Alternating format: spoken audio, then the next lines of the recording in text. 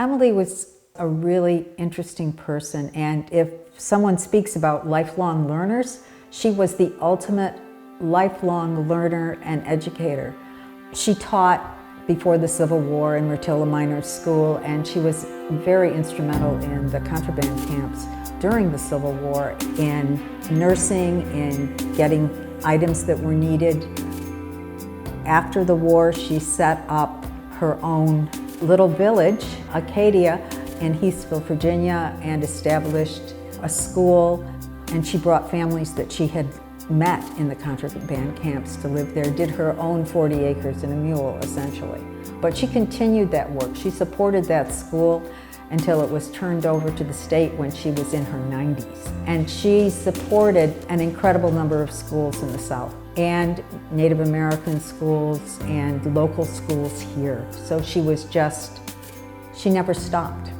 Emily's father, Slocum Howland, was a very strong abolitionist. The Quaker Society here in Scipio wrote down their feelings against slavery in 1837, and Slocum was very, very active in the Underground Railroad. Emily very much felt and could see the connection of how the suffrage movement grew out of abolition. But all the time she was working on rights for women, she was also still considering that all those people who had been enslaved were not being educated well and needed support, and that's one reason why she supported so many schools in the South. Her Quaker background is incredibly important. She was not what you would call a pious woman who always had to attend services and this and that, but the basic philosophy of George Fox, who founded the Quakers, and the whole idea that each person, regardless of race, had an inner light. Emily very much followed that and could appreciate just the potential of every individual. She tested out some other religions. She was interested in the Transcendentalists, but came back to that basic Quaker principle, and throughout her life continued to use the traditional language of Quakers. We are in the small crossroads of Sherwood, New York. Sherwood is tiny, but it was such a center.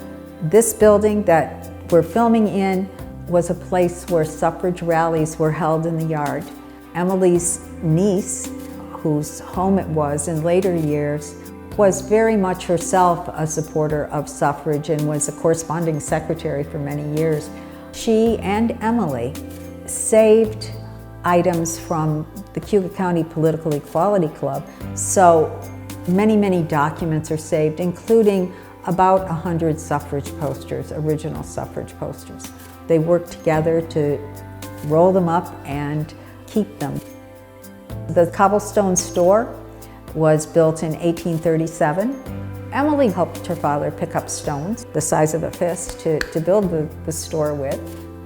Cobbles came from the fields here, and they show the variety of glacial stones.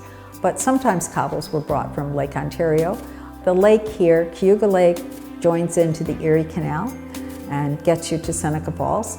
And Slocum Howland had a dock on the lake, which he could use if someone on the Underground Railroad wanted to go up and across to Buffalo and cross into Canada that way. He could provide transport.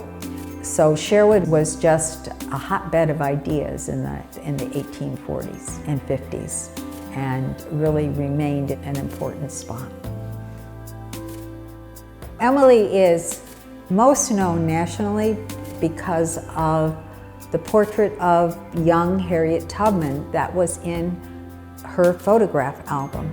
And the photograph album was purchased a few years ago by the Smithsonian Institution and by the Library of Congress jointly, and is now in the Smithsonian African American Museum with a nice display on Emily. Portraits were important, even in her Quaker family.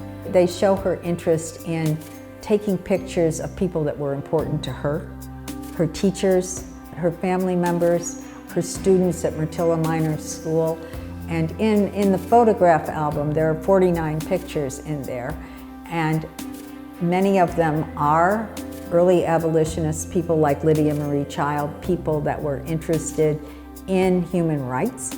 It's both black and white people, which was quite unusual for the time period. And all of those can be seen, of course, on the website. Documenting life, having items that could remind her of things was important.